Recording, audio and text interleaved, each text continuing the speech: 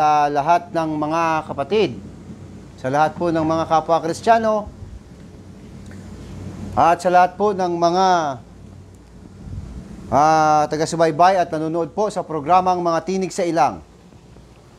Ngayon po ay araw po ng Martes, December 13, 2022. Sa pahintulot po ng Panginoon Diyos, tayo pong muli ay magkita-kita at magsama-sama at magkarinigan po. Tayo po ay magbabalita muli at mag-aaral ng mga salita ng Panginoon Diyos na nakasulat po sa Biblia. Ang programa pong Mga Tinig sa Ilang tuwing Martes po ng alas 9 ng gabi at ganoon din po kapag Biyernes alas 9 din po ng gabi.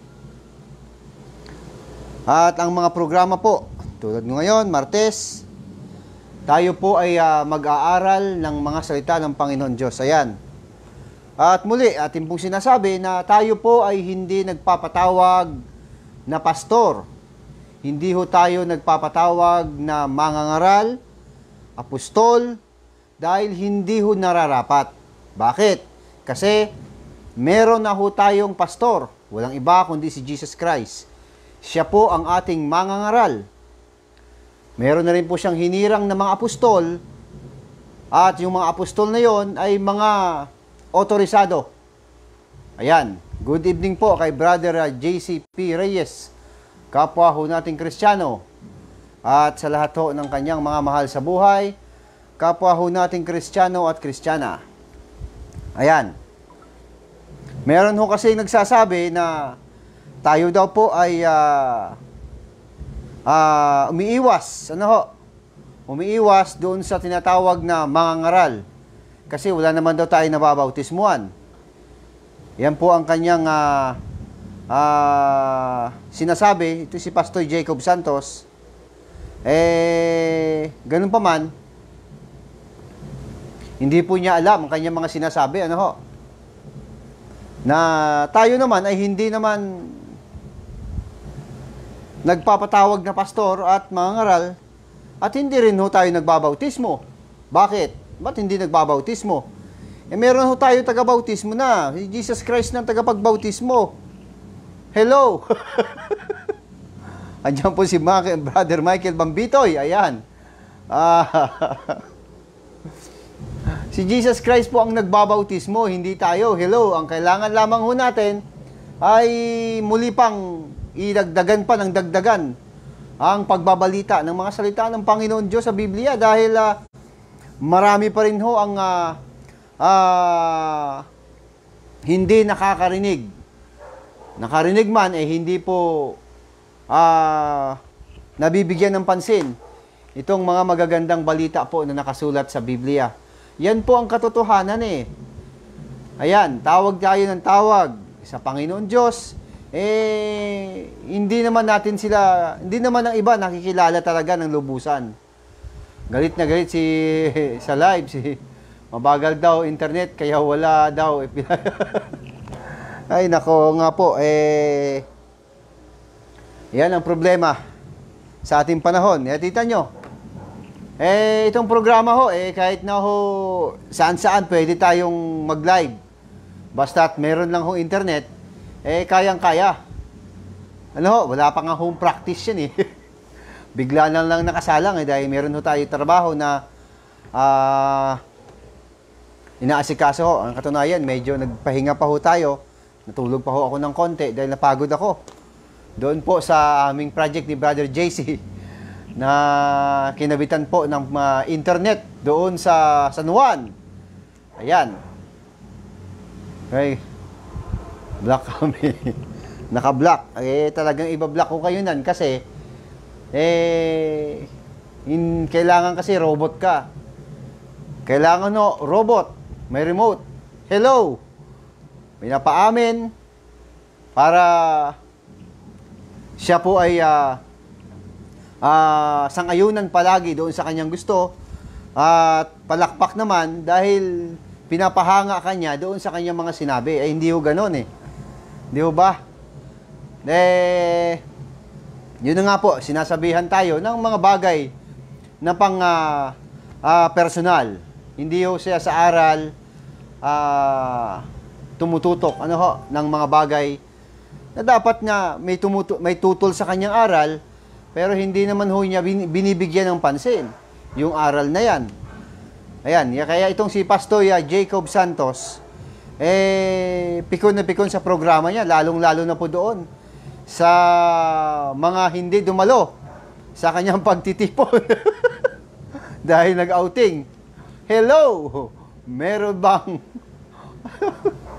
Sabi ko pa sa inyo, mamaya po yung ating paksa, ganito. Ang nagiging ugali at nagagawa ng isang tao kung siya ay merong Espiritu Santo na ipinagkaloob ng Panginoon Diyos ayon sa Biblia. Yan po ang ating paksa na pag-aaralan mamaya. Nandyan na rin po ang aking mahal na anak, si Bibialin.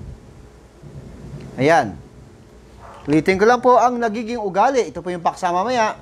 Ang nagiging ugali at nagagawa ng isang tao kung siya ay mayroong Espiritu Santo ng Diyos o ipinagkaloob sa kanya ng Panginoon Diyos ayon sa Biblia. Ayan. Maya-maya po ng konti, yan po yung ating pag-aaralan. Pagsama-samahan po natin pag-aaralan yan habang nag-iipon ho tayo. At ito nga po, ito pong ating, sa gabing ito po yung ating magbabalik tanaw doon po sa nakaraang ating pag-aaral dahil sinabihan tayo na tayo daw ay hindi nagpapatawag na pastor. Tama naman yung sinabi natin kasi may pastor na nga po si Jesus Christ Meron na mga ngaral, siya nga po yung mga ngaral. Meron na mga apostol. Yung mga apostol ho na yan, mga otorisado yan. Ayan, di ho ba mga otorisado yan? Bakit? Yan po yung mga nagbabautismo Yan po yung authorized lang na magbautismo. Ano ho? Bakit to si Felipe? Hindi ho ba authorized magbautismo? Kasi ho, ang panahon ho na yan, ano po yan? Buhusan ng Holy Spirit. Nung nagbautismo po si Felipe doon sa Samaria, kinakailangan dalawin pa po nung mga alagad ng mga apostol para ho bumaba sa kanila ang Espiritu ng Panginoon Diyos. Ganun po ang nangyari kasi doon Ayan. Basahin ho natin. Sa magandang balita po, Biblia. Ayan, habang nag-iipon-ipon ho tayo, andyan po si Brother Oscar Vargas. Ayan. At si Brother Enteng Cabisote, andyan. Okay. Ito po kasi ang nangyari. Dahil dito, nagkahiwa-hiwalay. Sa 8 po ng gawa. 4, simula po ng 4. Dahil dito, nagkahiwa-hiwalay ang mga mananampalataya sa iba't ibang lugar. Ngunit saan man sila magkarating ay ipinapangaral nila ang salita. Nagpunta si Felipe sa lungsod ng Samaria at ipinahayag doon ang Kristo.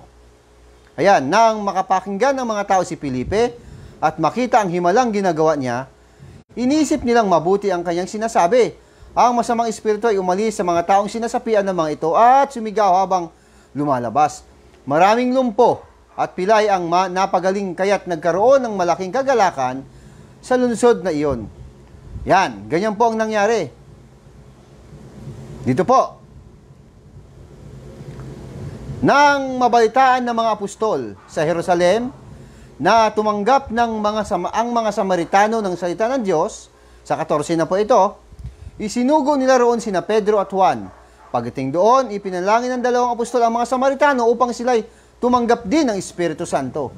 Sapagkat hindi pa ito bumababa sa kaninuman sa kanila. Sila'y nabautismuhan pa lamang sa pangalan ng Panginoong Hesus. Ayan. Sila ho kasi ay binautismuhan ni Felipe. Ayan. Ang nangyari ho, nung mabautismuhan ho sila ni Felipe, tinanggap naman ho nila yung salita ng Panginoon Diyos doon. Wala naman hong bumaba na Holy Spirit. Kaya, nang mabalitaan po ng mga apostol, sila na po yung pumunta doon. Ano pong ibig sabihin yan? Kinakailangan po ang magbautismo ho dyan, otorisado. Yan po yung sinasabi natin. Ulitin ho natin, kinakailangan ang magbabautismo ho dyan ay ang otorisado. Ayan, tanong, si Felipe ho ba hindi authorized? Noong mga panahon ho kasi na yon, si Felipe ho, dalawa ho kasi ang Felipe sa Biblia, ha? Yung Felipe po na isa taga Galilea, yan po yung talagang apostol. Ayan, isang Felipe ho, isa po yung ang diakono po yon. Ayan, siya po isang Helenista. Ayan, kaya nagbautismo siya doon sa Samaria, hindi po bumaba ang Holy Spirit sa kanila. Kaya itong dalawang apostol, pumunta doon para bautismuhan sila sa pangalan. Pinatungan sila ng kamay at bumaba sa kanila ang Espiritu Santo. Ano po ang ating ibig sabihin? Hindi ho tayo nagpapatawag na apostol. Hindi rin ho tayo nagbabautismo. Kasi meron hong bautisador. Ano, si Jesus Christ po yon. Ang ating pong ginagawa lamang ay nagbabalita ng magandang balita na nakasulat sa Biblia. Chronological reading po ang ginagawa natin. At pag nakabalita na ho ang maraming tao, yun na po ang paraan para ho ay mabautismuhan naman sila sa pangalan naman ni Jesus Christ. Si Jesus Christ na ho ang bahala doon. Ayan. Kaya nga ho sinasabi natin na mag-focus na tayo sa Apokalipsis, mga kapatid at mga kapwa Kristiyano at mga kapwa tao. Huwag tayo mag-focus sa mga pastor na yan. Andyan po si Brother Balong Kalamaan, dyan po sa Makati. At ganoon din po si Brother Manolito Fajardo. Ayan. Ganoon din po si Brother James Villamayor. Ayan, ng mga kapwa ho natin yung Kristiyano at sa lahat po ng kanilang mga mahal sa buhay, kapwa ho natin Kristiyano at Kristiyana. Ayan. Kaya, yan po ibig natin sabihin na hindi naman kailangan talaga yan. Ano ho, mag-focus na tayo sa Apokalipsis. Yan ang the best na gagawin ng isang tao. Bakit? Kasi, yan na ang pinakakahuli-hulihang Biblia na naisulat at wala na pong karagdagan dyan. Kompleto na po yan. Ayan, sabi po ni Brother James Villamayor, agree, time of revelation na. Tama po yun, Brother James. Panahon na po ng revelation. Ibig sabihin, revelation, yan po yung pahayag. Hindi na po dapat nakatago yan. Dapat po yan, nahahayag na. Kaya yun po sinasabi natin, mag-focus na tayo sa Book of Revelation. Andyan din po ang aking kapitbahay dyan sa probinsya, si Michael Floyd Narajos. Yan, kapwa na ho nating Kristiyano yan. Ayan, sa lahat po, mga kamustang mudira sa Barangay 1, Himamaylan, Negros Occidental. Sa ating pong mayor dyan at sa ating barangay captain, Mayor Raymond Tongson at barangay captain sa Barangay 1, si Patrick Olac Valjehera. Ayan, dira sa Pangpang, Himamaylan, Negros Occidental. Kamusta na kayo lahat dyan? Okay. Yan po ang ibig natin sabihin, mga kapatid, Time ng revelation, yung iba puro ikabuhatiling, nakafocus, ayan ang sinasabi natin. Kaya ang mga kapwa Kristiyano, ang tatalino na niyan, hindi nyo na yung mauuto. Kayo mga pastor. Dahil ang panahon natin ngayon, itong time na ito, kumpleto na po yung Book of Revelation, nandun na po yung nandun po yung 7 selyo. Nabuksan na po ni Jesus Christ yun Nandun na po ang detalye. Detalyado na po lahat yun. Tapos, ang iba po doon, mga ano na lang po yun, mga elaboration. Tulad po ng kabayong puti. Ayan, nandyan po yan sa Apokalipsis 13. Ayan, ng kabayong pula. Nandyan na rin po yan. Sa 13 na rin po mababasa ng Apokalipsis. Ang kabayong maitim. Yung itim na kabayo, nandyan na rin po yan sa Apokalipsis 13. Ang kabayong mapusyaw, ganun din po. Nandyan sa Apokalipsis 13. Ayan. Nandyan po yung Antichrist. Nandyan po si Sis Marie. Diyan po sa Japan. Kapwa nating Kristiyana yan.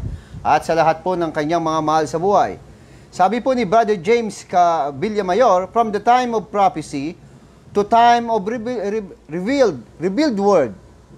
Mahusay bro. Ayan, mahalaga ang maunawa ang revelation sa ating panahon. Huwag yan nating intindihin. Oo, naloko na. Dali na naman. Dali na naman. Bakit hindi madadali? Kasi naku pa, yung aral kasi aral po ng aral ng batang paslit na, tamo, hindi makakibo. Akala siguro, ganun-ganun lang naman siguro yung inutusan lang yan ng bumili ng suka, sabi ng tatay niya. Pagbalik daw, Biblia. Ayan, ang napapala mo, sa kaka-underestimate mo, doon sa ibang mga nagbabasa rin ng Biblia, dahil ipinagmamayabang mo na 19 years kang tagabasa. Okay, 16 years kang nag-start magbasa ng Biblia. Hindi naman yan sukatan Wala kang mababasa na yan ay sukatan. Ano ho? Ang sukatan po dyan, kung ikaw po ay sasamahan ng Panginoon Diyos sa iyong ginagawang pagbabalita. Nagpapanggap kasi kayo mga pastor, mga ngaral, at kung ano-ano pa, sabit ang aabutin. Ayan. Nasa luma pa siyang tugtugin. Okay, tama po yun. Ang mga luma ho kasi, ang sa lumang tipan, mga propesiya po kasi yun Mga prophecy, mga hula ho yun na napakahirap talaga intindihin, pero nung dumating na po ang Book of Revelation, nandun na siya, na-rebuild na siya Ayan, kita nyo, yan pong Book of Revelation, kahit papaano, meron tayong naintindihan doon. Di ho ba? Kita nyo, dahil sa Book of Revelation, malalaman natin na ang ikalimang selyo, nung mabuksan ng Panginoon Diyos, humihingi ng katarungan itong mga namatay. Dahil sa patutuo nila sa Panginoon Diyos, humihingi sila ng katarungan, binigyan sila ng puting damit pa at magpahinga pa. Kalma muna kayo, relax lang. Dahil sabay-sabay na kayo at bibigyan pa kayo ng mayroon din papatahin na kagaya nyo rin. Yun po yung pagdating po ng kapigatian na mga katulad din nila na mapapasama doon sa mga hindi nagpatatak sa Antichrist. Ayan, nalalaman natin na yung pala, kita nyo. Teka lang po, masugatan kasi ito Magandang gabi rin po kay Brother Oscar Vargas. Ayan, bati na ho natin kanina.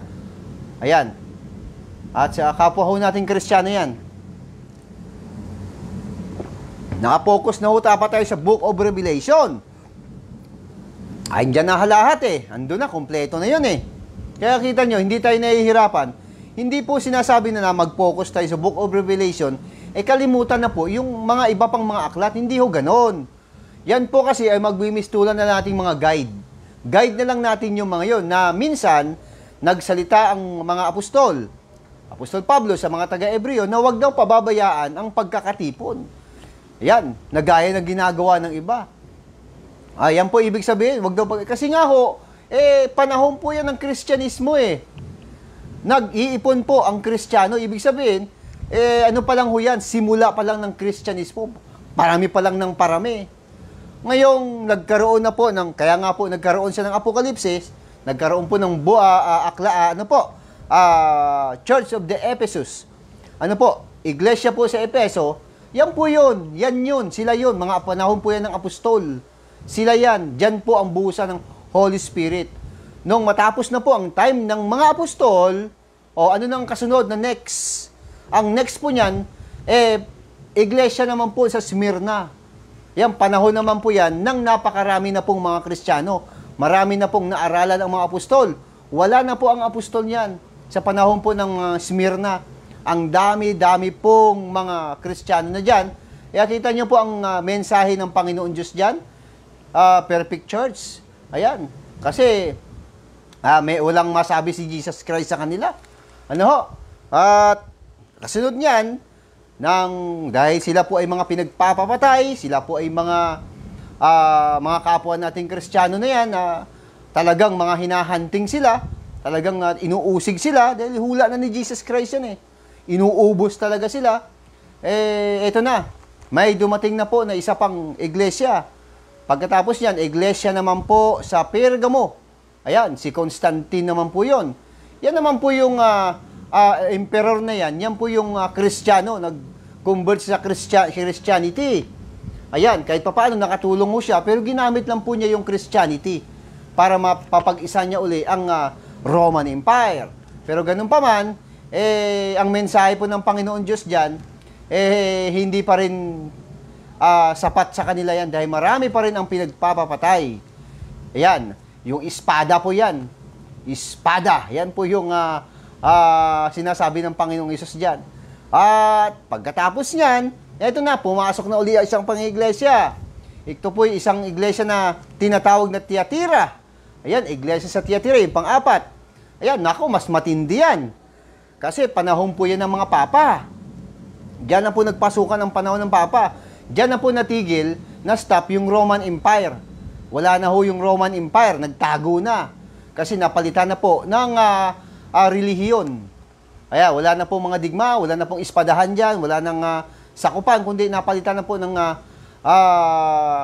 relihiyon. Kaya tumahimik. Kaya tumahimik po yung kaguluhan noon, pero madalas pa rin po ang patayan sa mga Kristiyano. Yan, yung apat na yan. Yan ang matindi. Iglesia sa Efeso, iglesia sa Smyrna, Pergamo at Tiatira. Yan ang apat na yan, yung matindi yan. Maraming patayan dyan. Kumbaga, ang Kristyanismo sa panahon na yan, na itinatagpo ni Jesus Christ at ng ikalat ng mga apostol. Ang mga apostol ni Jesus Christ, dumami ang Kristyanismo, tumba ho yan sa apat na iglesia. First four, tumba yan, tumba. Ayan, ano nangyari? Ayan, pagdating ng panlimang iglesia, ito na mga po yung iglesia sa, basahin nga natin, yung panglimang iglesia. O, kita nyo. Dito po sa isang talata po ng Biblia. Ayan. Mas maganda po, basahin na lang natin. Okay.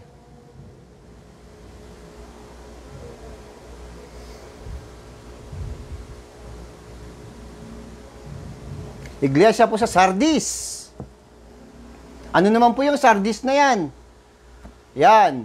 Yan naman po ang tinutukoy ng Panginoong Hesus dyan. Yan naman po yung tinutukoy na natutulog na iglesia. Ayan. Yan ang mensahe dyan. Naku po, naloko na. Talagang grabe, ano? Nang abuloy sa Gcash kay ganun kanina, naloko na. Dapat hindi na nga ganun dahil si Brother Ben po, may senior citizen na po. Dapat hindi na nga po yan hinihingan eh. Dapat nga po yan inaalalayan na. Bakit kinukuhanan pa? Malamang, ganun nga mangyari, kinulit. Oho, sigurado ho ako doon, kinulit yun. Parinig ng parinig. Tapos mananakot pa yan. Ayan, alam naman yung father ni Brother James, pakabait ho na, alam ko yan eh. Kilala ko yan ang father ni Brother James Villamayor. Pakabait po ng tatay niyan.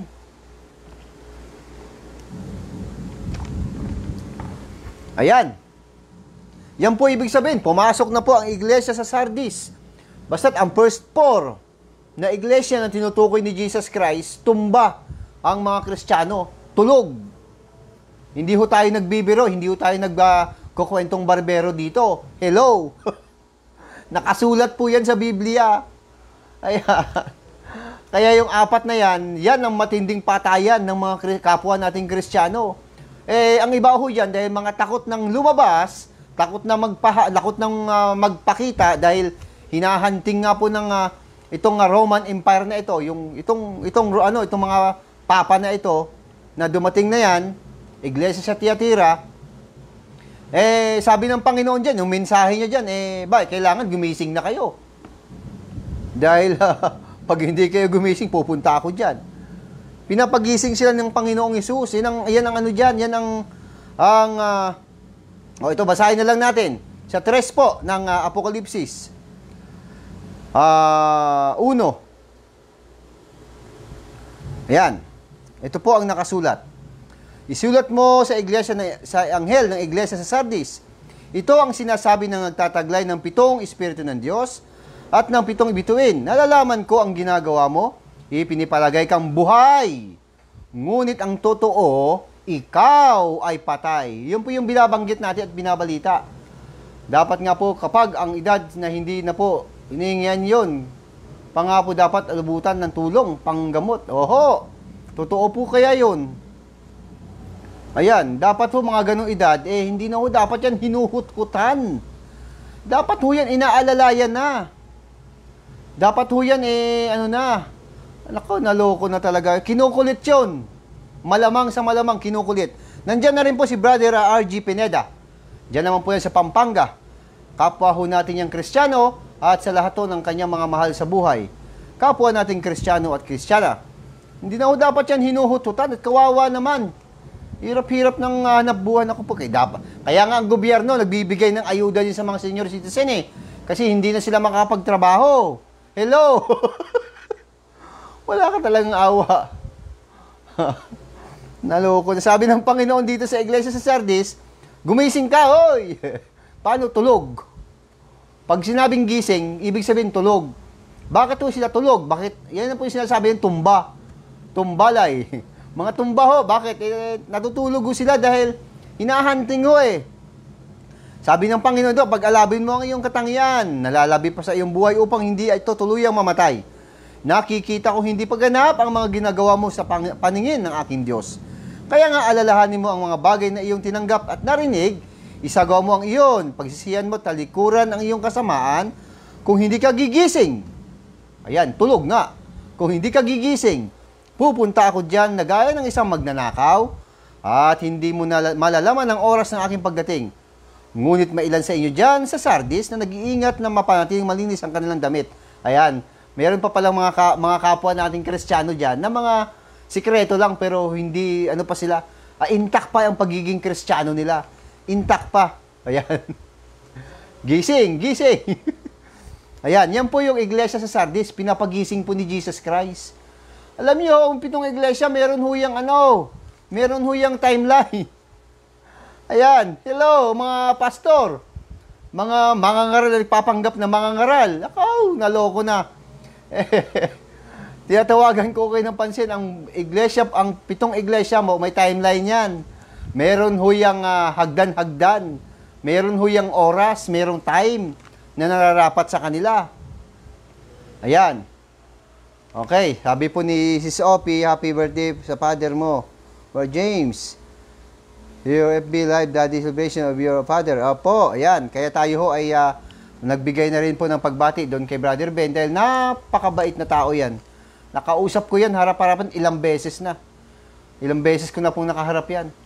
Kaya yung father po ni Brother James, malapit yan sa puso ko. Dapat yan, hindi na po yan hinihingian. Pastor Jacob Santos, okay, balik mo na yan. Huwag mo nang gagawin yan. Yan ang dapat mong tulungan. Ayan, andyan na rin po si Sis Emmy Alfonso. Kapwa rin ho nating Kristiyana yan. At sa lahat ng kanyang mga mahal sa buhay. Kapwa nating Kristiyano at Kristiyana. Ano po ang ating pinatalakay ngayon?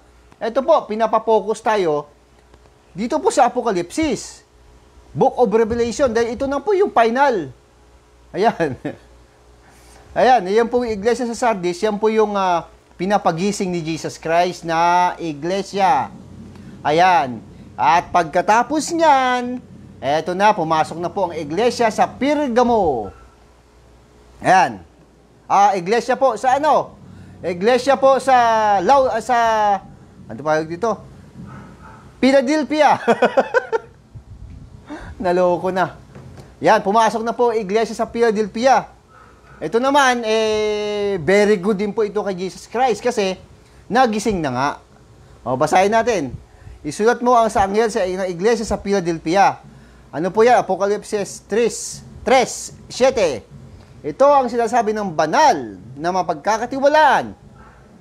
Ang may hawak ng susi ni David, walang makakapagsara sa anumang buksan niya at walang makakapagbukas ng anumang sarhan niya.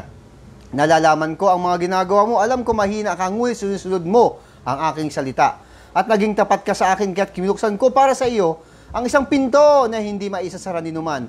Tingnan mo, palalapitin ko sa iyo at palulurin ang mga kampo ni Satanas na nagpapanggap ng mga Hudyo, ngunit hindi naman, at sa halip ay nagsisinungaling. Malalaman nilang minamahal kita sapagkat nagtiyaga ka gaya ng inutos ko sa iyo. Ingatan naman kita sa panahon ng pagsubok na darating sa lahat ng tao sa buong daigdig. darating ako sa lalong madaling panahon, kaya't ingatan mo ang mga tagubilin ko sa iyo upang hindi maagaw ni naman ang iyong gantimpala. Ayan. Ayan din po si Brother Epifanio Castillo. Kapwa rin nating Kristiyano yan at sa lahat ng kanyang mahal sa buhay, kapwa nating Kristiyano at Kristiyana. Mga kapatid, tuloy tayo. Ang iglesia po sa Philadelphia, kung ating pong mapapansin, ay nung nakaraang unang sinundan niya, pinapagising siya. Dito po, ay nagising na nga ang mga Kristiyano. Naglabasa na sila. Kaya, ito ang mensahe ni Jesus Christ. Tungkol naman sa susi. Ayan, kasi, nung naglabasa na sila, itong mga Kristiyano at nag-ipon-ipon na uli, nagpapahayag na uli sila. Kumbaga, buhay na uli ang mga Kristiyano na nabuhay uli kasi nawala na dati yan eh. Ngayon, susi naman ang pinag-uusapan dito. Bakit susi? Kasi sa kanilang naranasan, lagi ho silang pinagsasarahan. Hindi sila tinatanggap itong ating mga kapwa Kristiyano kasi nagpanimula na sila eh. Nagpapakilala na sila na ito na uli, bumangon na uli ang iglesia ng Panginoon Diyos. Kaya yan, tungkol naman ho yan sa susi. Ayan. Ganun po yan, ibig sabihin, may mga ibig sabihin lahat yan. Okay. At sabi dito, sabi ng Panginoon, ito, basahin natin.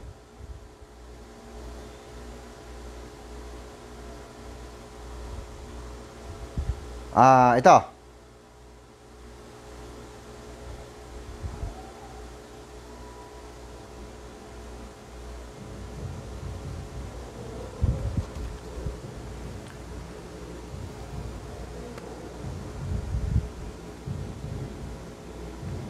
Yan, sige po.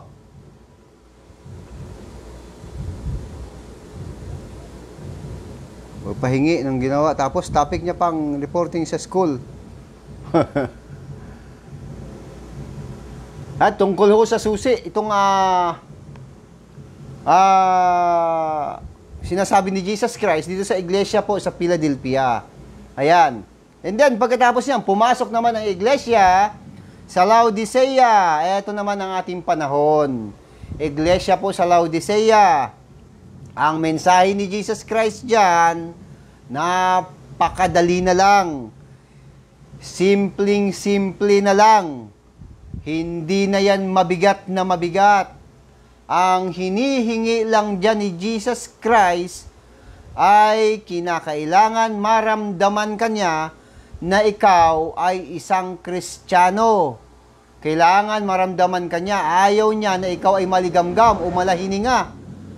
Kasi hindi kanya mararamdaman. Kapag gano'n nga ang mangyayari na ikaw ay maligamgam, malahininga, isusuka kanya. Ibig sabihin na isusuka, nasa loob ka na. Ilalabas kanyang muli. O ilalabas kanya. Ayan. Kaya, ang gusto niya, magmainit, mainit. Pag malamig, malamig. Ibig sabihin, nararamdaman. Ang alin? Ang pagiging Kristiyano or Kristiyana. Ayan, tama-tama ho yan. Yung sinasabi na dapat huwag kalimutan ang pagtulong sa kapwa. Doon po sa dapat tulungan. Ayan. Hindi yung mayroon na nga isasaing. Mayroon na nga, naku po, hirap lang magsalita eh. Ito mo, senior citizen na ho yung father ni Brother James. Ito mo, nagpadala pa sa GCash. Wow. Ang tindi. Nakakasama ng loob yan. Kung, siyempre, tatay mo yun. Sasama loob mo. Bakit naman? Ay, naku po. Hindi po dapat yon. Yan ang ating ibinabalita dito sa programa na ito. Kita nyo, walang hingian dito. Walang hingian, walang parinigan dito. Pero naipagpapatuloy naman. Oo, napakadali lang. Ipagpatuloy naman ang programa. Kasi nga po, pinagsisikapan yan. Hindi po yan na binabaliwala. Hello, meron ba akong kausap? Ayan. Yan sa aking mahal na kapatid, na bunso, si Wiwin Cueva. Andyan na rin, nanonood. Diyan yata siya sa Cavite. At dito na rin, sabihin ko na rin sa iyo na yung sa ginagawan ko na building, medyo hirap sila sa electrical wiring. So, kailangan ka doon. At kahit papano, hanap buhay din natin yan. Okay. Yan po ang sinasabi natin at ibinabalita natin na mag-focus na sa Apokalipsis. Ayan. Alam niyo po itong Apokalipsis na ito, alam niyo kung ano ginagawa ko rito? Kapag ako po ay matutulog, ino-audio ko ito. Hinahayaan ko lang siyang naririnig ko siya. Ayan, maya-maya na ng konti, meron na tayong maiintindihan doon sa Apokalipsis. Ano ho? Brother Chandler Rodriguez po, dyan po sa Hong Kong. Magandang gabi po. Kapwa ho natin yung Kristiyano at sa lahat ho ng kanyang mga mahal sa buhay, kapwa ho natin Kristiyano at Kristiyana. Ayan.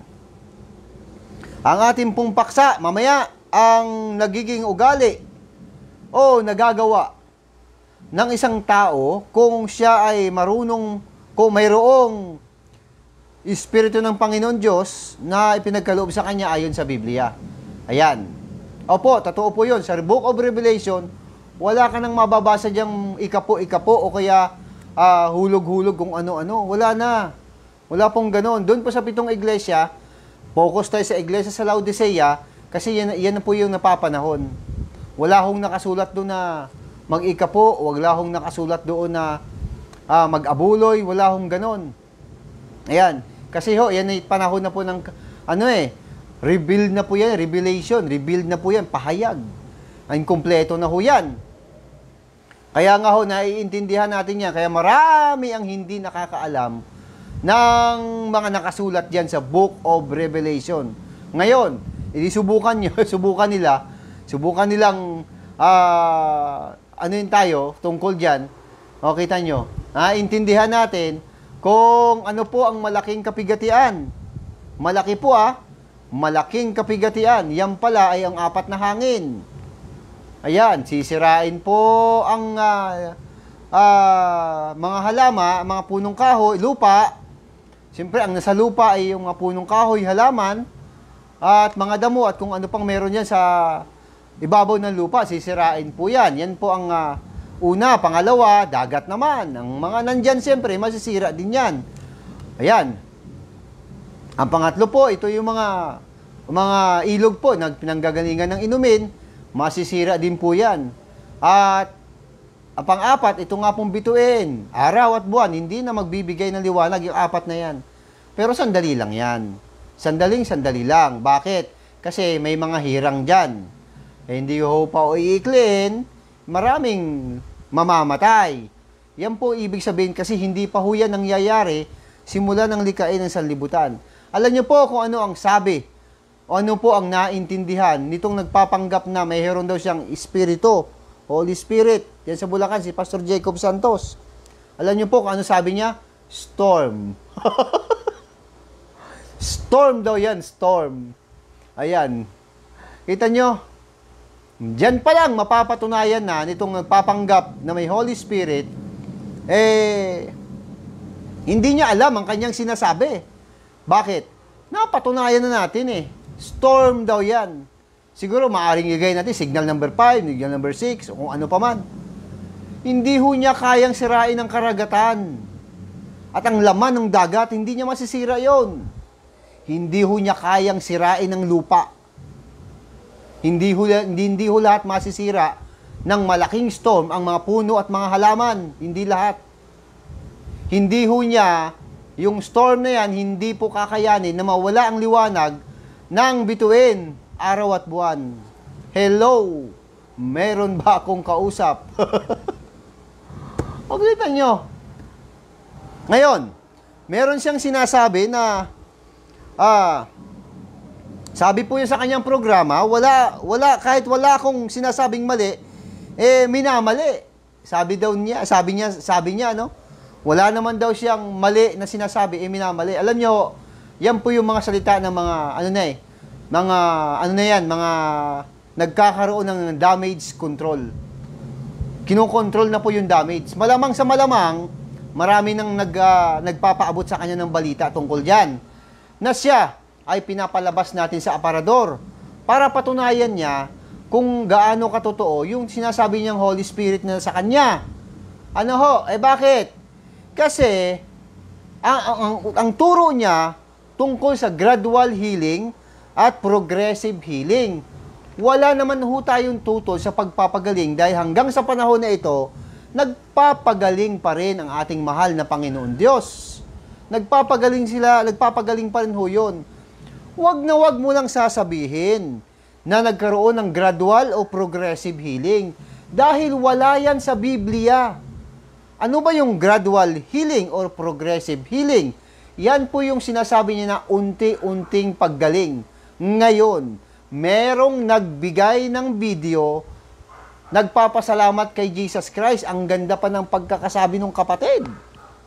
Turo yan ni Pastor Jacob Santos. Sabi po sa kanyang video, maraming salamat po kay Jesus Christ at pinagaling po niya ako. Gumaling po ako ng gradual healing. O di mali na, disgrasya na. Bakit? Hindi mahahayag ang kapangyarihan ng Diyos kapag kaganyan ang pahayag ng isang nagpapanggap na may Holy Spirit daw kuno na wala naman talaga. Ayan. Yung diabetes. So po, alam niyo ho, meron ho yun. Ngumunguya nga ho ng ano yun ng insulin plant Ako pa nga ayoko na magsalita Hayaan nyo na sila dyan. Mga, di po ba? Yan po ibig sabihin mga kapatid at mga kapwa Kristiyano, patunayan mo na ikaw ay merong Holy Spirit at tingnan natin, ang pagpapagaling ho ni Jesus Christ, instant po yun. Wag na wag mo ako, Pastor Jacob Santos, binabalik mo lang naman Hanapan mo naman daw ng instant healing, wala namang may ipapakita. Kita niyo balik niya sa akin? Hanapan daw naman tayo ng instant healing, wala daw may ipapakita. Ba't ako magpapakita? Si Jesus Christ yun. Dahil ang tinutukoy ko, si Jesus Christ. Ang gawa ho ni Jesus Christ, instant healing. Hindi ako. Ayan. Ang gagawin lang ho natin, manalangin tayo sa Panginoon Diyos ng diretso. Para pagalingin po ang ating sakit at karamdaman. Hindi na dapat ipadaan sa iyo. Bakit? Ikaw lang ba pinapakinggan ng Diyos? Napaka-unfair naman ng nakilala mong Diyos dahil ikaw lang pala ang pinapakinggan. Di ho ba? O ngayon, ayaw na kasi ngayon lumabas diyan sa kanyang aparador. Kasi, may nagtanong sa kanya tungkol diyan sa pagpapagaling niya. Bakit daw pabalik-balik ang ginagawang panalangin? Nung nakaraan linggo, pinalangin. The next week, meron na naman uli. Next week, na naman uli. O ngayon, nagtanong nga yun. Ang sagot niya ay Marcos 8:22. Ayan. Hanggang 25.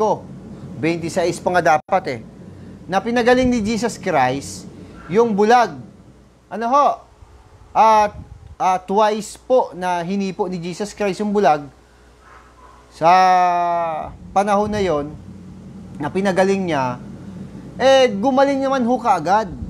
Wala ho tayong dapat usapan na kahit twice niyang hinipo, kung ano man ang ginawa ni Jesus Christ, ang mahalaga doon, gumaling kaagad ang bulag at nakakita siya. Ang katunayan, pinauwi niya na, wala na hong balikan yun. Ibig sabihin, instant healing. Hindi gradual. Hindi progressive healing. Hello! Pastor Jacob Santos. Ayan, sabi to ni Brother JC, magbasa-basa naman kapag merong time. Yun naman kahit magbabasa, kung hindi naman naiintindihan, sablay ang magaganap. Ito pa isa, Lucas 11:17 hanggang 19. Yung po bang 10 ketongin? Ito pa isa. Ayan, good evening po, Brother Eric Moico. Diyan po sa Negros Occidental sa Silay. Kapwa nating Kristiyano yan sa lahat ng kanyang mga mahal sa buhay. Kapwa nating Kristiyano at Kristiyana. Ayan. Hello. Mag-amin nga po. Ayan. Ayan po ibig natin sabihin. Na sinasabi po niya na ito pong 10 ketongin, progressive healing daw. At gradual healing ang nangyari sa 10 ketongin. Hindi ho totoo yung sinasabi na gradual healing. Hello, Pastor Jacob Santos. Mali ka dyan. Talisay, sorry. Buddy Eric Moico sa Talisay. Dyan sa Negros Occidental. Okay. Katabi daw niya pagtulong ang mga libro. Amen po. Sabi ni Buddy Epifanio Castillo. Katabing matulog ang mga libro. Ano naman na ito itulong na libro? Dapat katabi mong matulog. Ayan. Ang salita ng Panginoon Diyos. Dapat yan, hindi tinutulugan. Hindi tinutulugan po ang hamon sa iyo, yung challenge sa iyo, Pastor Jacob Santos, na lumabas ka sa aparador, patunayan mo na gradual o progressive healing yan. Maghanap ka pa ng talata sa Biblia.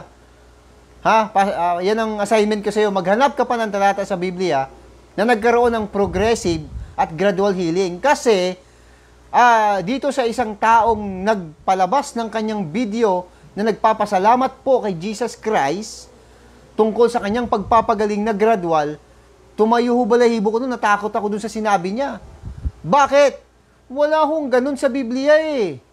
Dinadown nyo naman si Jesus Christ. Ano ho? Pagkaganyan po ang pagkaganyan ang pahayag ng isang tao na nagkaroon ng gradual healing dahil turo sa kanila ng kanilang pastor, alam nyo ang matatawag dyan? Yan po ay kulang-kulang pa sa kaalaman. Bakit? Basa, kasi hindi ganun ang mensahe ng salita ng Panginoon Diyos. Hindi ganun yun, hindi basta-basta yun, Pastor Jacob Santos. Ikaw talaga. Ito po kasi ang nakasulat. 11. Juan 11. Ito po ang ating mababasa sa 1. Ito po ang hanggang 4 po. Sa bayan ng Bitanya, may isang taong nagkasakit. Siya si Lazaro na kapatid ni Marta at Maria. Alam naman ho natin si Lazaro, di po ba kaibigan po ni Jesus Christ. Kapatid ho niya si Marta at Maria. Ito po yung namatay na binuhay. Sa Bitanya po si Maria ang nagbuhos ng pabango sa paan ng Panginoon at pagkatapos ay pinunasan iyon ng kanyang buhok dahil may sakit si Lazaro. Nagpasabi ang Panginoon, ang minamahal ninyong kaibigan ay may sakit. 4. Nang marinig ito ni Jesus, ay sinabi niya, hindi niya ikamamatay ang sakit na ito. Ang dali-dali lang sinabi ni Jesus Christ, nung marinig ni Jesus Christ, yung balita tungkol sa kanyang kaibigang si Lazaro na may sakit, ang sabi ni Jesus Christ, hindi niya ikamamatay ang sakit na ito. Di po ba namatay si Lazaro? Ito naman si Jesus Christ, ba't hindi rin magsalita, di po ba? Hindi niya ikamamatay ang sakit na ito. Bakit? Ba't sinabi ni Jesus Christ yun? Hello? Ayan, napapahilo tuloy ako Tik at tik. Namatay si Lazaro pero sinabi ni Jesus Christ, hindi niya ikamamatay sakit niya ito. Ano po ibig sabihin ni Jesus Christ? Ayan. Basa tayo uli. Nang marinig ito ni Jesus, ay sinabi niya, may sakit si Lazaro Hindi niya ikamamatay ang sakit na ito. Bakit? Nangyari iyon. Bakit po? Upang maparangalan ng Diyos. At sa pamamagitan nito'y maparangalan ng anak ng Diyos. Hello! Hoy! Pastor Jacob Santos, kilabutan ka sa ginagawa mo na yan. Papaano ba paparangalan ng Diyos kung nagkaroon ng progressive at gradual healing? Kaya hindi ka talaga lalabas sa aparador mo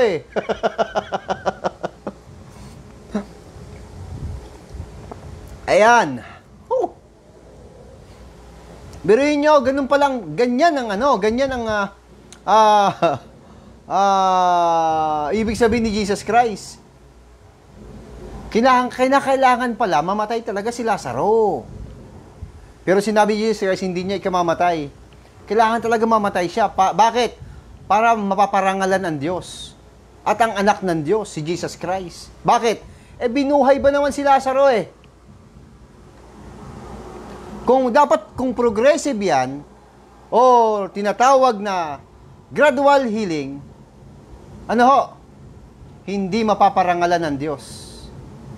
Bakit? Wala naman kasing progressive at gradual. Ayan. Basa uli. Meron pa isa. Oh, hello. 14 naman. Ng Juan. Ito po ang ating mababasa. 14 po. 11 hanggang 14. Ito po ang nakasulat.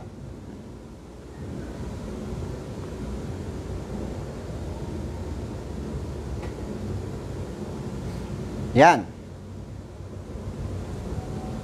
Sabi dito, maniwala kayo sa akin, ako'y nasa Ama at ang Ama ay nasa akin.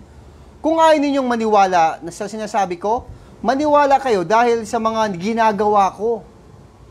Pakatandaan ninyo, ang nananalig sa akin ay makakagawa ng mga ginagawa ko at higit pa kaysa rito, sapagkat babalik na ako sa Ama. Sa anumang hilingin ninyo ay sa aking pangalan ay gagawin ko upang maparangalan ang Ama sa pamamagitan ng Anak. Kung hihiling kayo sa anuman sa aking pangalan, ito ay aking gagawin. Yan. Tumatalo na type ko. Yan po, karangalan po ng Panginoon Diyos. Ang mga lahat ng yan, pastoy. Kaya kinakailangan, alisin mo sa iyong kaisipan, sa iyong itinuturo na mali, dyan sa mga taong nakikinig sa iyo, na merong gradual o progressive healing sa Biblia. Dahil walang ganon sa Biblia. Ayan, yan ang katotohanan dyan. Walang ganon. Ngayon, ipaglaban mo, aral mo. Lumabas ka sa aparador, magkaroon tayo ng tinatawag na running debate. Ayan, tulad ngayon, para na rin akong nagra-running debate sa'yo. Kaya lang, wala kang sagot. Ano ibig sabihin dyan? Di duwag, natatakot na siya po ay, ibig sabihin yan, hindi siya sigurado sa kanyang aral. Hindi niya pwedeng sandalan. Bakit? Matutumba eh. Di po ba? Ganoon lang naman yun eh. Huwag mong sandalan yan. Bakit o? Matutumba yan. Bakit na matutumba? Hindi humatiba yan. Ayan. Ganun ho eh. Yung mga miyembro at mga tagapakinig, tinatawagan ko kayo ng pansin. Ayan, sa inyong tinatawag na pastor. Yan, running debate. Running lang daw ang alam eh. Kung ayaw mong di yan, running debate. Alam nyo ho, lahat ng yan ay kinakailangan maparangalan ng Panginoon Diyos. Meron hong mga pinagaling si Jesus Christ. Di ho ba, mahawakan lang ang damit. Gagaling na raw siya at kung ano-ano pang mga nagaganap sa Biblia tungkol sa pananampalataya nila kay Jesus Christ na sila ay mapapagaling ni Jesus Christ. Kasi ang nagpapagaling ho doon yung Espiritu ng Diyos kay Jesus Christ. Kung ninyo pong natatandaan, nung nabautismuhan po si Jesus Christ sa ilog ng Jordan, sa pamamagitan ng tubig, meron pong dumapo sa kanyang Espiritu ng Diyos sa anyong kalapati. Yan po yun. Ay, nako. Yan po yung gamit-gamit ni Jesus Christ. Kaya nga ho, kaya niyang pagalingin ang lahat ng iba't ibang uri na may sakit. Kayang-kaya niyang kausapin ng hangin. Kayang-kaya niyang patuyuin itong puno ng igos. Hindi namumunga. Kayang-kaya po niyang maglakad sa tubig. Kayang-kaya niyang bumuhay ng patay.